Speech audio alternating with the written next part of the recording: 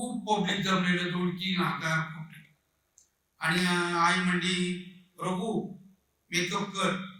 हे जे पब्लिक जमले ना हे त्यांचं दुःख विसरायला आपल्याकडे आलेले. आपलं दुःख त्यांना सांगायचं नाही. तुझं दुःख 3 पायऱ्याच्या माग 3 पायऱ्याच्या वर नाही. जा, तुझा बाप मेल्यावर मी तिसऱ्या दिवशी उभी राहिली होती. तूही जा स्टेजवर.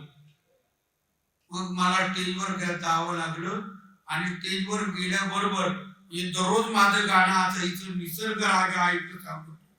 ते गाणं मला आठवलं नाही तर मी ते ताबडतोब चेंज केलं आणि तिथं पिंजरा चित्रपटातील गीत गायलं, ग साजनी. आता हे जे पुस्तक आहे त्याचा शेवट त्या पुस्तकात जो शेवट आहे तो अत्यंत आहे तसा आहे.